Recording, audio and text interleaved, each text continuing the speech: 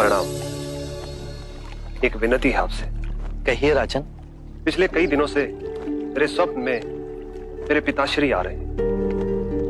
मैंने ब्राह्मणों से भी इसका अर्थ पूछा तो उनका कहना था कि तुम्हारे पिताश्री को शांति नहीं मिली, उनके लिए पूजा करनी होगी, यज्ञ संपन्न करना होगा। आप तो परम ज्ञान का स्वरूप है, तो विनती है आपसे कि पूजा विधि आप ही के हाथों से हो। जो मेरे पिताश्री तक पहुंचे उन्हें मुक्ति मिले, जीवन मरण के इस चक्र से वो मोक्ष पाले। अवश्य राजन।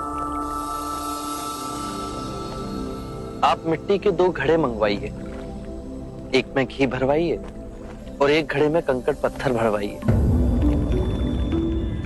और उन दोनों घड़ों के मुंह कपड़े से बंधवा दीजिए और उन्हें लेकर नदी के तट पर आइए। मैं वहीं आपकी प्रतीक्षा करूंगा। मैं भी इसका प्रबंध करता हूं महाराज।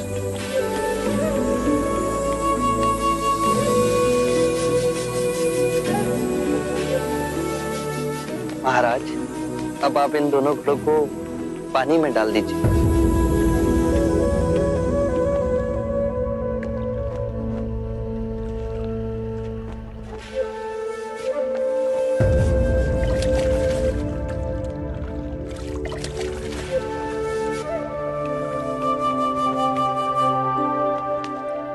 महाराज, अब इन दोनों घड़ों को आप तोड़ दीजिए।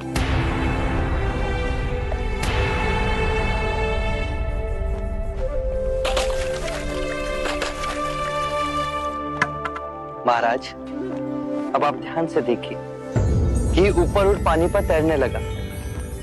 अब बताइए, मेरे या किसी और के पूजा पाठ करने से क्या ये घी नीचे बैठ सकता है? असंभव। ये तो घी का स्वभाव ही नहीं। सत्य कहा आप। उसी प्रकार किसी भी पूजा पाठ, विधि विधान, कर्म कांड के द्वारा पानी के अंदर डूबे हुए कंकड़ पत्थर क्या ऊपर आ तैर सकते हैं? नहीं बुद्ध, ये तो प्रकृति के नियम के विरुद्ध है। तो हम प्रकृति से भिन्न कैसे हुए?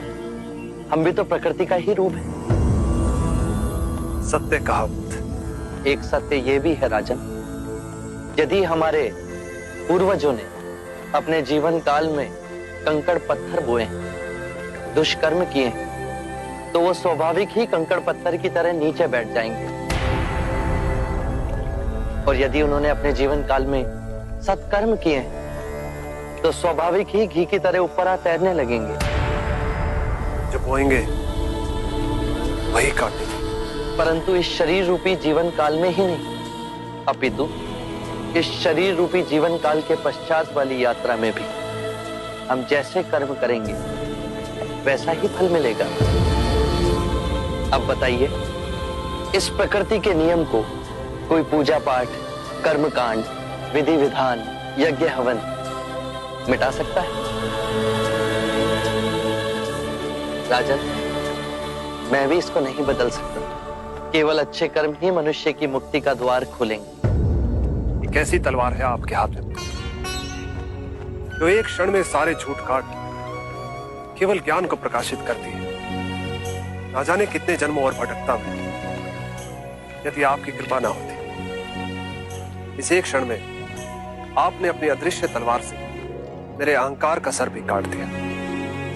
धन्य है प्रभु।